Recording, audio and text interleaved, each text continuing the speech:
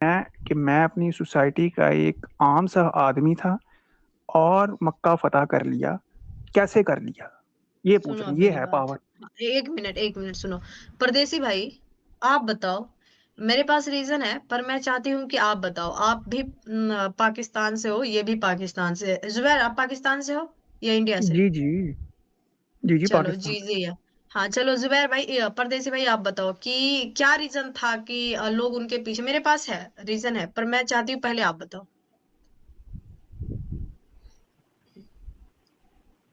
परदेसी भाई अनम्यूट करो और बताओ ज़रा इनको, या बिज़ी हो तो मैं बात कर लेती हूँ। अच्छा परदेसी भाई, आपको पूरी बात समझ लगी कि हम क्या मुझे पूछ रहे हैं? हाँ, मुझे हाँ, हाँ। 5 मिनट दे दो, मैं थोड़ा सा वो 5 मिनट दे दो मुझे। ओके, ओके, चलो ठीक है। तो मैं अब ये भी आकर के परदेसी भाई है, ये भी आपको बताएँगे। मैं आपको बताती हूँ कि जब वो बहुत ज़्यादा गरीब थे और बहुत ज़्यादा लाचार थे ना, तो असल में होता ये था कि खतीजा जो थी, वो बहुत ज़्यादा पैसे वाली थी। उस ज़माने में, उस एरिया में उससे ज़्यादा कोई पैसा वाली नहीं थी, ठीक है? उनके यहाँ बहुत सारे लोग जो है काम किया करते थे अष्टाप के तौर पे। एक उनमें से हमारे मोहम्मद साहब भी थे। फिर उन पे उनका दिल आया और वगैरह-वगैरह, निकाह वगैरह हुआ। तो उनके पास इतने सारे धन-दौलत था कि पूछो मत। तो आप जो ये कह रहे हो ना कि 25 साल, है ना? तो जब खतीजा के साथ रहते हुए उनके बच्चे-वच्चे हुए, तब जाकर के हमारे नबी साहब को ना वही आनी स्टार्ट हुई थी। दूसरी बात ये है कि ये हमेशा से ऐसे करते थे कि लोगों को इकट्ठा कर लेते थे और एक पहाड़ के ऊपर चढ़ जाया करते थे। कभी गारे हिरा में जाके 8-8, 10-10 दिन तक के छुपे रहते थे। कभी पहाड़ों के ऊपर चढ़ जाते थे, कभी सुसाइड करने जा रहे होते थे, कभी चिल्लाकर कहते थे कि आओ तुम लोगों को मैं एक चीज़ बताता हूँ, एक बहुत अच्छा चीज़ दिखाता हूँ। सारे लोग इकट्ठे होते थे, भाई कुछ अच्छा बोल रहा हो, पता नहीं क्या बोलना चाहता है। जब वो जाते थे तो वो कहते थे कि अल्लाह एक है, वही नबी है, मैं नबी हूँ, वगैरह-वगैरह।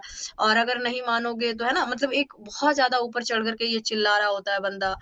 तो लोग क्या है, थोड़ी-सी उनके साथ ना, कि अगर देखो ऐसा होता है, कुछ सरफिरे लोग अगर कुछ बोल देता है, अगर आप ये बात नहीं मानोगे तो मैं कूद जाऊँगी या कूद जाऊँगा, मैं ये कर लूँगा, है ना? तो लोग कहते हैं ठीक है भाई, तू सही कह रहा है, मैं मान ली, आजा वापिस आजा।